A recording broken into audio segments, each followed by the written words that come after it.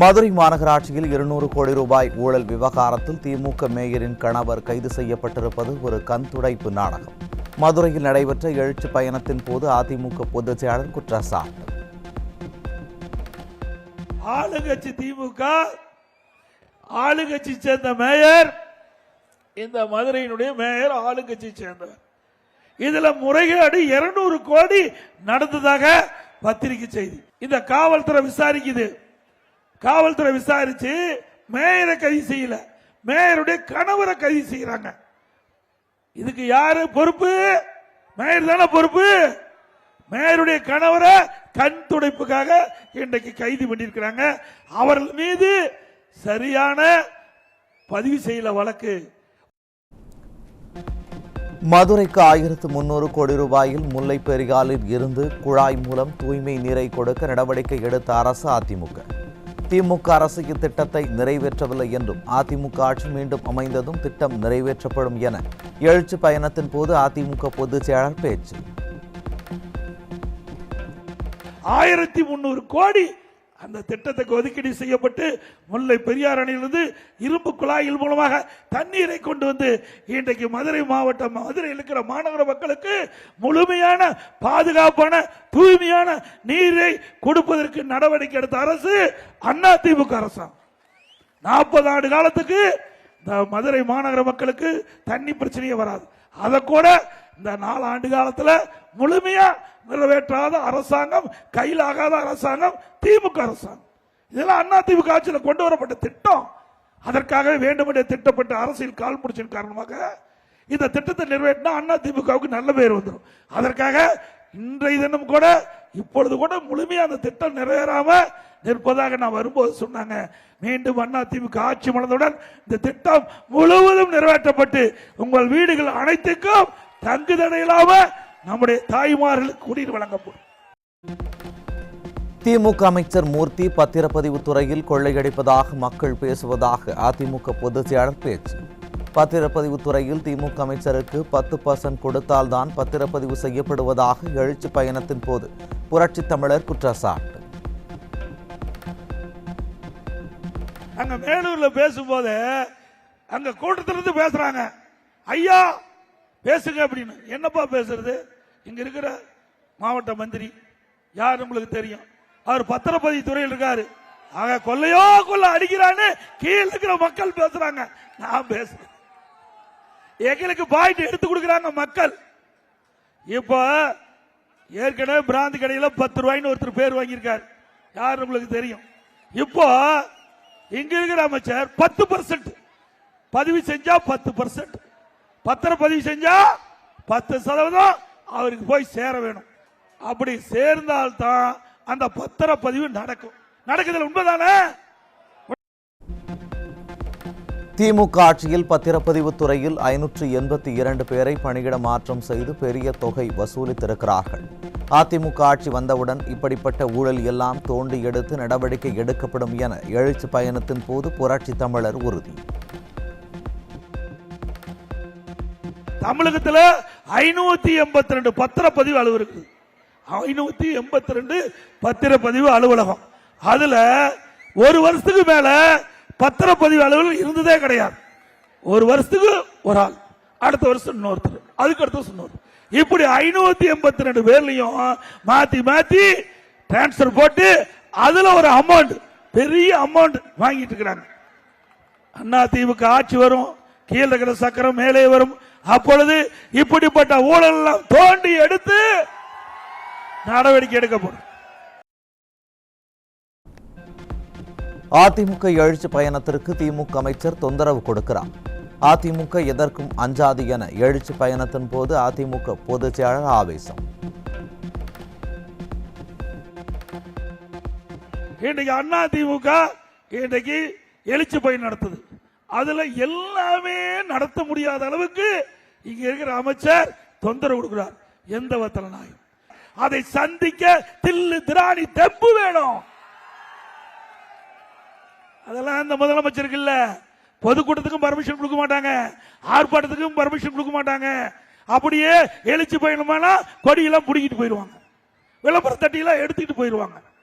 இப்படிப்பட்ட அவல ஆட்சி தொடர வேண்டுமா? மக்களது ஆட்சி தொடர வேண்டுங்களா? இன்றைய இதெல்லாம் நாங்க சொல்றோம். எதுக்கு நாங்க அச்சப்பட்டது கிடையாது. முல்லை பெரியார் விவகாரத்தில் இந்தியா கூட்டணியில் அங்கம் வகிக்கும் கம்யூனிஸ்ட் கட்சியிடம் பேசி நடவடிக்கை எடுக்காத அரசு திமுக. 5 மாவட்ட மக்களின் ஜீவாதார பிரச்சனையை தீர்க்க அதிமுக வைத்த கோரிக்கையையும் திமுக அரசு கண்டுகொள்ளவில்லை என கழக பொதுச் செயலாளர் எடப்பாடி கே பழனிசாமி குற்றச்சாட்டு. முல்லை பெரியார் பிரச்சனை பல ஆண்டுகளாக நடந்து கொண்டிருக்கிறது. இந்தியா கூட்டணியில் அங்கம் வைக்கின்ற திரு ஸ்டாலின் அவர்களே, இதே கம்யூனிஸ்ட் கட்சியும் இந்தியா கூட்டணியில் அங்கம் வைக்கின்றது. அவரோடு பேசி ஒரு இணக்கமான உறவை ஏற்படுத்தி நம்முடைய மக்களுடைய நீண்ட நாள் கோரிக்கை 152 அடி நீர்மட்டத்தை உயர்த்துவதற்குண்டான நடவடிக்கையை மேற்கொள்ளுங்க. ஆகவே இந்த 5 மாவட்ட மக்களுடைய பிரச்சனை, இந்த முல்லை பெரியார் அணை 5 மாவட்ட மக்களுடைய ஜீவாதார பிரச்சனை. விவசாயிகளுக்கு தேவை நீர். இதை பயன்படுத்தி தான் இந்த விவசாய தொழிலுடைய வாழ்வாதாரம் இருக்கின்றது. அதோட இந்த மக்களுக்கு வேலை வாய்ப்பு கொடுப்பதும் இந்த முல்லை பெரியார் அணையில் வருகிற நீர் மூலமாகத்தான் வேலை வாய்ப்பு கிடைக்குது. இப்படி இந்த திட்டத்தையாவது இந்த அரசாங்கம் செயல்படுத்த வேண்டும் என்று நாங்கள் கோரிக்கை வைத்தோம். அதையும் இதுவரைக்கும் நிறைவேற்றவில்லை. டெல்டா மாவட்டத்தில் மீத்தேன் திட்டத்தை கொண்டுவர மேற்கொள்ளப்பட்ட முயற்சியை தடுத்து நிறுத்திய அரசு அதிமுக என்று கழக பொதுச் செயலாளர் எடப்பாடி கே பழனிசாமி பெறுகிறார். டெல்டா மாவட்டத்தை பாதுகாக்கப்பட்ட வேளாண் மண்டலமாக சட்டப்பூர்வமான அங்கீகாரத்தை பெற்றுத்தந்த அரசு அதிமுக என்று மேலூர் சட்டமன்ற தொகுதியில் நடைபெற்ற பரப்புரையில் புரட்சி தமிழர் பெருமிதம் தெரிவித்தார். திரு ஸ்டாலின் அவர்கள் தொழில்துறை அமைச்சராக இருந்தார், துணை முதலமைச்சராக இருந்தார். அந்த காலகட்டத்தில் டெல்டால ஹைட்ரோ கார்பன் திட்டத்தை முதல் கொண்டு வந்தார். பிறகு அந்த டெல்டா மாவட்டத்தில் மீத்தேன் திட்டத்தை கொண்டு வருவதற்கு முயற்சி நடந்த பொழுது அதை தடுத்து நிறுத்தி விவசாயிகளுடைய நிலங்களை பாதுகாக்கப்பட்ட அரசாங்கம் அதிமுக அரசாங்கம். இன்றைக்கு இந்த டெல்டா மாவட்ட விவசாயிகளுடைய பொன் விளையக்கூடிய பூமியை பாதுகாக்கப்பட்ட வேளாண் என்ற சட்டத்தின் மூலமாக அந்த விவசாயிகளுக்கு சட்டப்பூர்வமாக அங்கீகாரத்தை பெற்று தந்த அரசாங்கம் அதிமுக அரசாங்கம்.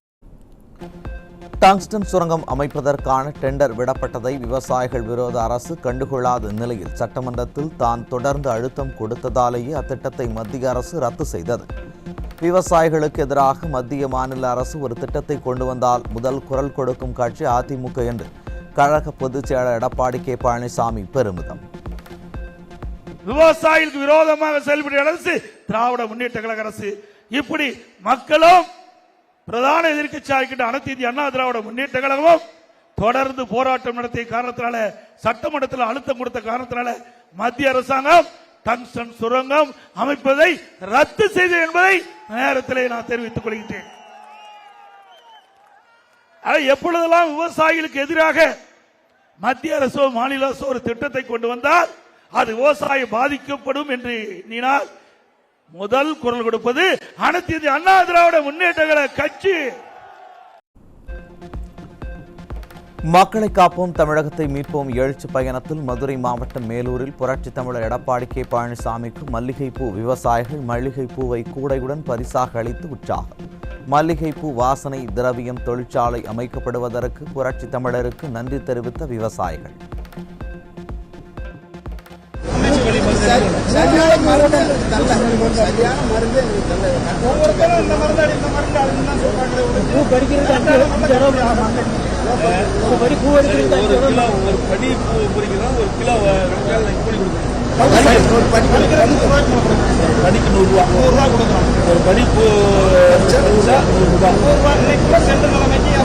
நீங்க வந்து விற்கிறீங்களா?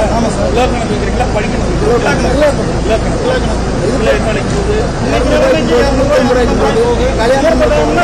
படி எத்தனை கிலோ வரும்? ஒரு படி அரை கிலோ, 2 படி 1 கிலோ.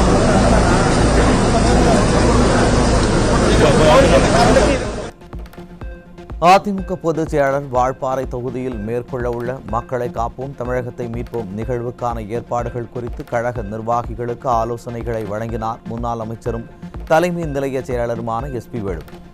2026 அதிமுக ஆட்சி அமைய வேண்டுமென ஒட்டுமொத்த மக்கள் முடிவு செய்துவிட்டதாகவும் கழக நிர்வாகிகளிடம் முன்னாள் அமைச்சர் SP வேலுமணி பேச்சு.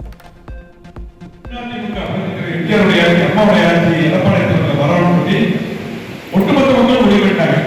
அவ்வளவு எதிர்ப்பு ஒரு வீடியோ 15 பகுதிகளெல்லாம் போய் நோட்டீஸ் போட்டு ஸ்டிக்கரோடு போன நோட்டீஸ் போட்டு அனுப்பியிருக்காங்க.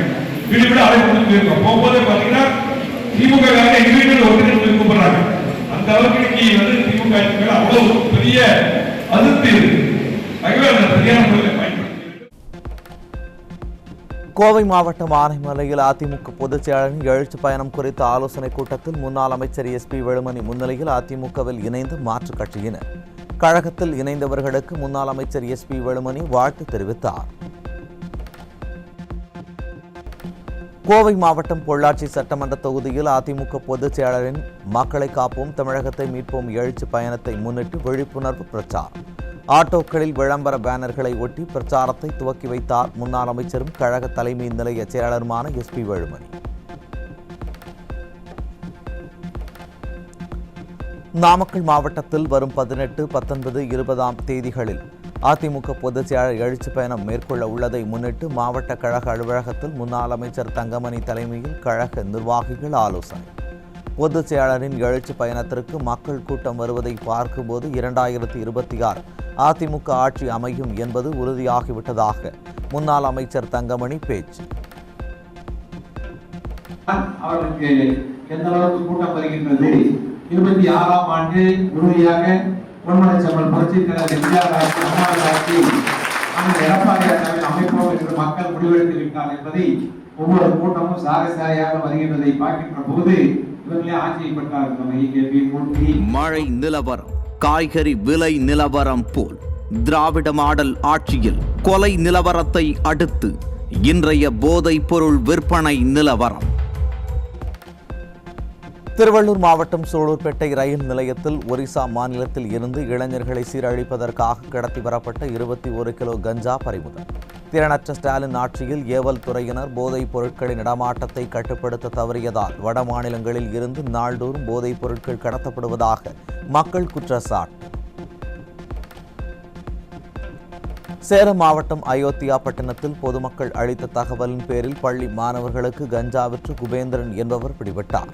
ஸ்டாலின் அரசின் ஏவல் துறை செயல் இழந்து உள்ளதால் கஞ்சா விற்பனையாளர்களை பொதுமக்களே கண்டுபிடித்து கொடுக்க வேண்டிய அவலம் இருப்பதாக மக்கள் கண்டனம்.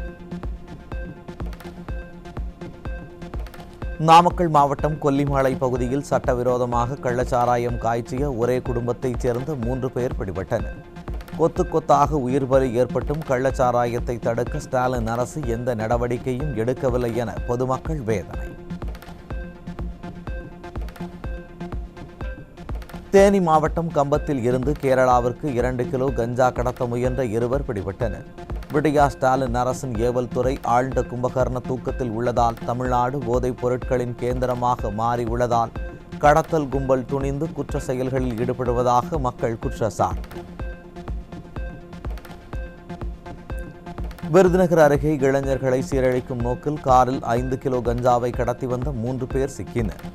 நிர்வாக திறனற்ற ஸ்டாலின் அரசின் ஏவல் துறையினர் செயல் இழந்துள்ளதால் தமிழகம் போதைப் பொருட்களின் கூடாரமாக மாறி வருவதாக பொதுமக்கள் குற்றச்சாட்டு. தமிழ்நாட்டில் வெளிநாட்டு முதலீடுகளை எதிர்பார்க்கும் நிலையில் கோடிக்கணக்கில் போதைப் பொருட்கள் இறக்குமதி தொடரும் அவலம். ஆப்பிரிக்காவில் இருந்து உணவுப் பொருள் பாக்கெட்டுகளில் மறைத்து கொண்டு வரப்பட்ட 65 கோடி ரூபாய் மதிப்பிலான 6.41 கிலோ கொக்கைன் சென்னை விமான நிலையத்தில் பறிமுதல். சென்னை விமான நிலைய சுங்கத்துறை அதிகாரிகளால் பறிமுதல் செய்யப்பட்ட வெளிநாட்டு மதுபாட்டில்கள், புகையிலை உள்ளிட்ட 12.50 கோடி ரூபாய் மதிப்பிலான பொருட்கள் திருவள்ளூர் மாவட்டம் கும்மிடிப்பூண்டி அருகே உள்ள ஆலையில் தீயில் எரித்து அழிப்பு. விடியா ஸ்டாலின் அரசின் ஏவல் துறை கும்பகர்ண தூக்கத்தில் உள்ளதால் போதைப் பொருட்கள் சர்வசாதாரணமாக கடத்தப்படுவதாக பொதுமக்கள் குற்றச்சாட்டு.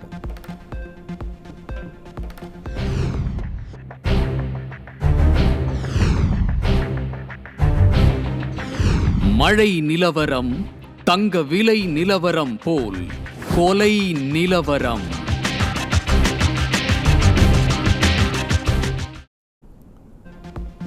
திருவண்ணாமலை மாவட்டம் கலசப்பாக்கம் அருகே கட்டிட மேஸ்திரி கழுத்து அறுக்கப்பட்ட நிலையில் கொடூர கொலை. குற்றங்களை தடுக்க வேண்டிய விடிக அரசன் காவல்துறை பெண்களிடம் ஆபாசமாக பேசி தங்கள் அதிகாரத்தை காட்டிக்கொண்டு இருப்பதால் தமிழ்நாடு சீரழியும் அவலம். திருவள்ளூர் மாவட்டம் பொன்னேரியில் சுடுகாடு அருகே இளைஞர் வெட்டி கொலை. திமுக ஆட்சியில் திறனற்ற காவல்துறை மீதான அச்சம் குறைந்ததால் நாள்தோறும் கொலை சம்பவங்கள் அதிகரித்துள்ளதாக மக்கள் குற்றச்சாட்டு. சென்னை அயனாவரம் பகுதியில் மது அருந்திய போது நண்பர்களுக்குள் ஏற்பட்ட தகராறில் உருட்டுக்கட்டையால் அடித்து இளைஞர் படுகொலை. திறனற்ற ஸ்டாலின் ஆட்சியில் மது போதை கலாச்சாரத்தால் கொலை சம்பவங்கள் அதிகரித்து வருவதாக பொதுமக்கள் குற்றச்சாட்டு. திருவள்ளூர் மாவட்டம் ஊத்துக்கோட்டை அருகே காட்டுப் பகுதியில் பெண்ணின் மண்டை ஓடு மற்றும் எலும்புக்கூடு அழுகிய நிலையில் கண்டெடுக்கப்பட்ட நிலையில் இறந்தவர் பாலியல் வன்கொடுமைக்கு ஆளாக்கப்பட்டாரா என தீவிர விசாரணை. விடியா திமுக ஆட்சியில் பால்வாடி குழந்தை முதல் கோளூன்றும் பாட்டி வரை யாருக்குமே பாதுகாப்பு இல்லை என பொதுமக்கள் ஆவேசம்.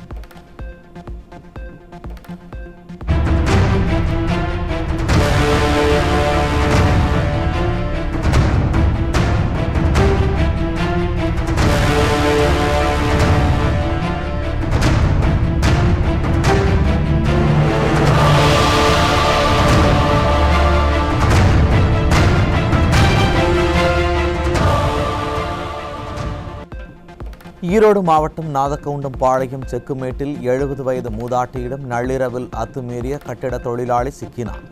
மூதாட்டி ஏற்கனவே இருமுறை புகார் அளித்த நிலையில் நடவடிக்கை எடுக்காத ஸ்டாலின் அரசின் ஏவல் துறையால் பாலியல் அத்துமீறல் நடைபெற்ற அவலம்.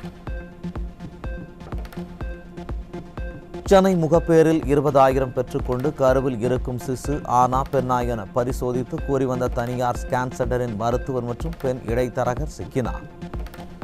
கரு பாலின பரிசோதனை மேற்கொள்ளும் ஸ்கேன் சென்டர்கள் மீது விளம்பர பிரியர் மாசு வசமுள்ள சுகாதாரத்துறை கடும் நடவடிக்கை எடுக்காததாலேயே இதுபோன்ற சம்பவங்கள் அதிகரித்துள்ளதாக மக்கள் குற்றச்சாட்டு. ராணிப்பேட்டை மாவட்டம் அரக்கோணத்தில் வீட்டின் பூட்டை உடைத்து 5 சவரன் தங்க நகை மற்றும் 5,000 ரூபாய் ரொக்கப்பணம் திருடப்பட்ட சம்பவத்தால் அதிர்ச்சி. பொம்மை முதல்வர் ஸ்டாலின் ஆட்சியில் ஏவல் துறையினர் முறையாக ரோந்து பணிகளை மேற்கொள்ளாததால் திருட்டு சம்பவங்கள் அதிகரிப்பதாக மக்கள் குற்றச்சாட்டு. ராணிப்பேட்டை மாவட்டம் வாலாஜாவில் வனவிலங்குகளை வேட்டையாட இருசக்கர வாகனத்தில் 50 நாட்டு வெடிகுண்டுகளை எடுத்துச் சென்றவர் சிக்கினார். உண்டிகோல் வைத்து வேட்டையாடியவர்களை நாட்டு வெடிகுண்டை பயன்படுத்தும் அளவிற்கு மாற்றியதுதான் விடிய அரசின் சாதனையா என பொதுமக்கள் கேள்வி. இந்த முறையாவது தங்களுக்கு மகளிர் உரிமை தொகை கிடைத்து விடாதா என்ற இயக்கத்தில் சென்னையை அடுத்த தாம்பரத்தில் நடைபெற்ற உங்களுடன் முதல்வர் முகாமில் குவிந்த பெண்கள் சரியான முன்னேற்பாடுகள் செய்யாத விடிய அரசு அதிகாரிகளால் 2 மணி நேரத்திற்கு மேலாக அழைக்கப்படிக்கப்பட்ட நிலையில் தங்களிடம் காவலர்கள் கடுமையாக நடந்து கொண்டதாக பெண்கள் குற்றச்சாட்டு. போன முறை நாங்க எல்லாரும் கொடுத்தோம். எங்களுக்கு வரல சார். இந்த முறை எங்களுக்கு கண்டிப்பாக.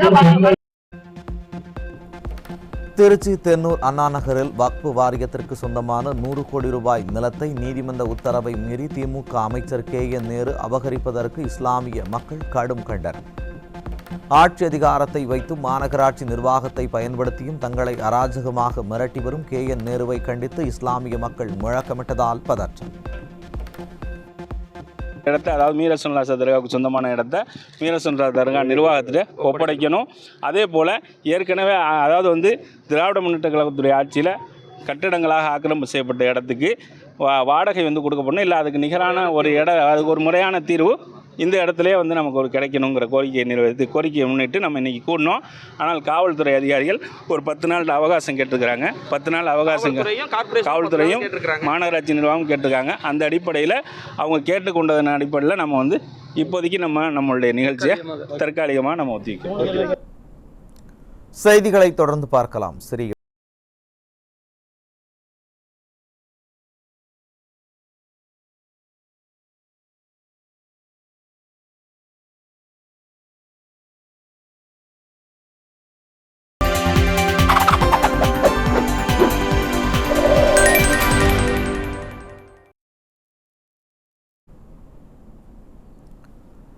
இந்த செய்தி தொகுப்பு இத்துடன் நிறைவடைகிறது. அண்மை செய்திகளை தெரிந்து கொள்ள தொடர்ந்து இணைந்திருங்கள் நியூஸ்.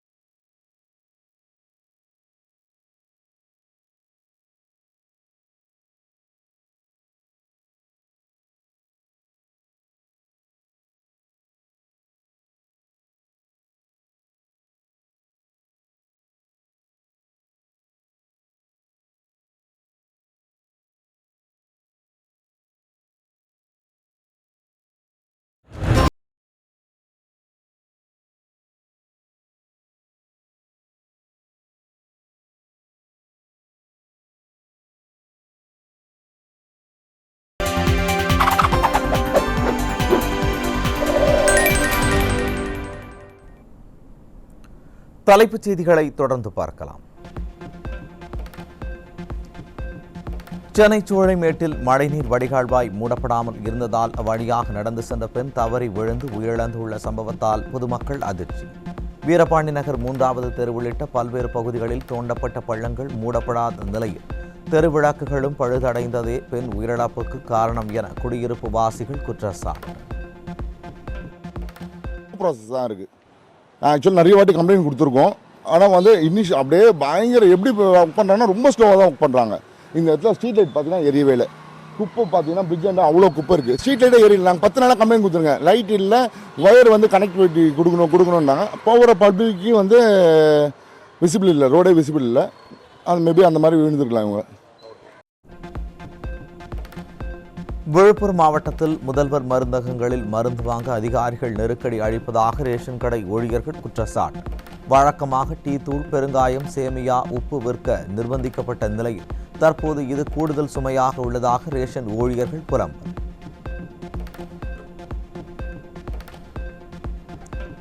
தமிழக அரசின் இணையதளத்தில் கிராம நிர்வாக அலுவலக உதவியாளர் காலி பணியிடங்களுக்கான விவரங்கள் தெளிவாக இல்லாததால் அரசு பணிக்கு தயாராகி வரும் இளைஞர்கள் தவிப்பு.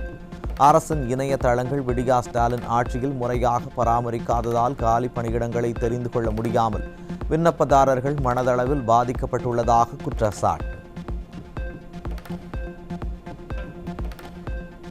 கடலூர் மாவட்டம் புவனகிரி அருகே பெரிய நெற்குணம் பகுதியில் அரசு நெல் கொள்முதல் நிலையம் சரியான நேரத்தில் திறக்கப்படாததால் அறுவடை செய்த நெல்லை விற்பனை செய்ய முடியாமல் விவசாயிகள் அவதி. திறனற்ற திமுக ஆட்சியில் அதிகாரிகளின் அலட்சியத்தால் விவசாயிகள் அறுவடை செய்த நெல்லை கூட விற்க முடியாத அவல நிலை ஏற்பட்டுள்ளதாக குற்றச்சாட்டு. சீக்கிரமாக நெல் பிடிக்கணுங்க. நெல்லெல்லாம் முளைச்சி போய் கிடக்கு. உடனடியாக வந்து சாக்கு இப்போ பிடிச்ச நெல்லே சாக்கு முளைச்சி போய் கிடக்குது. ஏற்ற மூட்டை ஏற்றாமலே ஒரு வாரமாக இந்த மாதிரி ரொம்ப நிறுத்தி போட்டு இன்னும் ஒரு வாரம் ஆகுங்கிறாங்களாம் மூட்டை பிடிக்கிறதுக்கு. அப்படிலாம் இருக்குது சூழ்நிலை. விவசாயி இங்கே காத்துக்கிட்டு மழை இல்லைன்னு எல்லாம் நனைஞ்சிக்கிட்டு மூடி வச்சுக்கிட்டு திறந்து காய வச்சுக்கிட்டு கிடக்கிறோம்.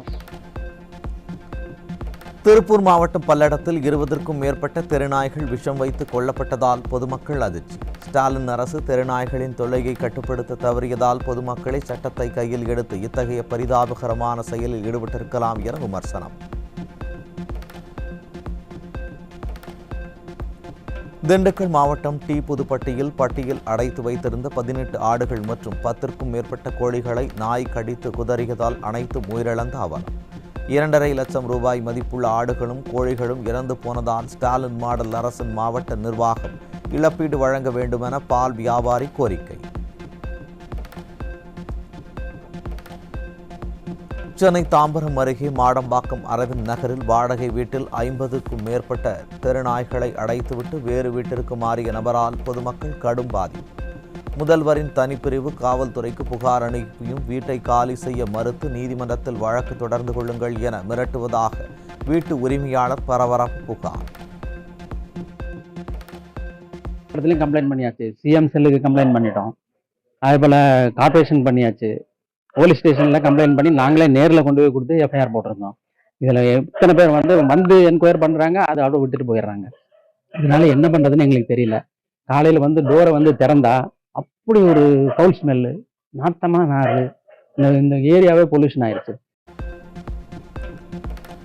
சென்னை மாநகராட்சியில் 5 மற்றும் 6 ஆகிய மண்டலங்களில் பணியாற்றிய தூய்மை பணியாளர்களுக்கு அதே வேலையை வழங்க கோரி மாவட்ட ஆட்சியர் அலுவலகம் அருகில் தூய்மை பணியாளர்கள் ஆர்ப்பாட்டம். கோரிக்கையை நிறைவேற்றவில்லை என்றால் விடியா ஸ்டாலின் அரசை கண்டித்து மிகப்பெரிய போராட்டம் நடைபெறும் என உழைப்போர் உரிமை இயக்கம் எச்சரிக்கை. திருவண்ணாமலை மாவட்ட ஆட்சியர் அலுவலகத்திற்கு வெடிகுண்டு மிரட்டல் விடுக்கப்பட்டுள்ள நிலையில் மோப்பநாய் உதவியுடன் நடத்தப்பட்ட தீவிர சோதனைக்கு பின் வெறும் புரளி என கண்டுபிடிப்பு. மிரட்டல் விடுப்பவர்களை கண்டுபிடிக்க ஏவல் துறை திணறி வருவதாக பொதுமக்கள் குற்றச்சாட்டு. விழுப்புரம் மாவட்டம் திண்டிவனத்தில் நகராட்சி ஊழியரை பெண் திமுக கவுன்சிலர் காலில் விழ வைத்து அராஜகத்தில் ஈடுபட்ட பெண் திமுக நகராட்சி தலைவரின் கணவர் உள்ளிட்டவர்கள் மீது நடவடிக்கை எடுக்க கோரி சக கவுன்சிலர்கள் பரபரப்பு புகார். ஓட்டு வங்கி அரசியலுக்காக வெட்டி சமூக நீதி பேசும் தீயசக்தி திமுகவின் சமூக நீதி லட்சணம் இதுதானா என பொதுமக்கள் ஆவேசம். 20வது வார்டு நகர்மன்ற உறுப்பினர் ரம்யா ராஜா அவர்களின் காலில் ஈட்டு எனப்படும் முனியப்பன் அவர்களை காலில் விழ வைத்த ஒரு அவல நிலை திண்டிவனம் நகராட்சி கமிஷனர் அறையில் நடைபெற்றிருக்கிறது. இந்த உண்மைத்தன்மையை கண்டறிய இப்போது நாங்கள் காவல் நிலையத்தில் புகார் கொடுத்துள்ளோம். கரூர் மாவட்டம் பள்ளப்பட்டி ஷா நகரில் வரி மட்டும் வாங்க தெரியுது, அடிப்படை வசதிகள் செய்து தர தெரியாதா என கேட்டு விடிய அரசு நகராட்சி ஆணையரை முற்றுகையிட்டு வாக்குவாதத்தில் ஈடுபட்ட இஸ்லாமியர்கள். உங்களுடன் முதல்வர் முகாமில் மனு அளிக்க முயன்ற நிலையில் வழியிலேயே சமாதானம் பேசி சமாளித்ததை கண்ட பொதுமக்கள் ஸ்டாலின் அரசு வாயாலேயே வடை சுட்டு காலத்தை ஓட்டுவதாக விமர்சனம். சார் காவா முதல்ல சரி பண்ணி சொல்லு சார். மெயின் காவா பள்ளியாத்து தொழுவ ஒரு இடம் சார், அது உடஞ்ச 8 வருஷம் ஆச்சு. அது நீங்க அந்த பக்கம் ரோட்டுல பாருங்க,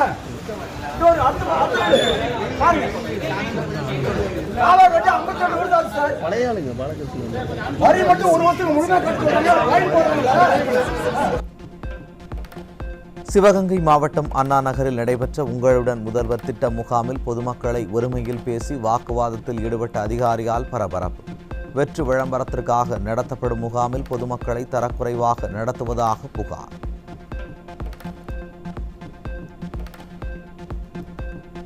புதுச்சேரி ஒதியம்பட்டு கிராமத்தில் 10 கோடி ரூபாய் மதிப்பிலான 7 ஏக்கர் நிலத்தை திமுக அமைப்பாளர் சிவா அபகரிக்க முயல்வதாக 95 வயது மூதாட்டி ஆளுநரிடம் அளித்த புகாரால் பெரும் பரபரப்பு. தமிழகம் மட்டுமின்றி நாட்டில் எங்கு இருந்தாலும் ஆக்கிரமிப்பு புத்தி திமுகவினரை விட்டு போகாது என பொதுமக்கள் விமர்சனம். திமுக சட்டமன்ற உறுப்பினர் எதிர்கட்சி தலைவர் சிவா எம்எல்ஏ எங்களுக்கு பல வகையில சொல்ல கொடுக்குறாங்க. போலியா ஆவணம் ரெடி பண்ணின்னு எங்க சொத்தை அபகரிக்க பாக்குறாங்க. அதனால நாங்க கவர்னர்கிட்ட மனு கொடுத்துருக்குறோம். அவர் உறுதி அளிச்சுக்கிறாரு, எங்களுக்கு மீட்டு தர்றதா சொல்லியிருக்காரு. உச்சநீதிமன்ற வழிகாட்டுதல் படி முறையாக டிஜிபி நியமனம் செய்யப்படாததை எதிர்த்து உயர்நீதிமன்றத்தில் முறையீடு. தற்காலிக அடிப்படையில் டிஜிபி நியமிக்கக்கூடாது என்ற முறையீடை மனுவாக தாக்கல் செய்தால் விசாரிக்கப்படும் என சென்னை உயர்நீதிமன்ற தலைமை நீதிபதி அமர்வு அறிவிப்பு. தெலங்கானா ராஷ்டிரிய சமிதி கட்சியில் இருந்து சந்திரசேகர் ராவின் மகள் கவிதா நீக்கம். தனது மூத்த மகனோடு உட்கட்சி விவகாரத்தில் மோதியதால் தன் மகள் என்றும் பாராமல் கட்சியில் இருந்து நீக்கி டிஎஸ்ஆர் கட்சியின் தலைவரும் முன்னாள் முதலமைச்சருமான சந்திரசேகர் ராவ் அதிரடி நடவடிக்கை.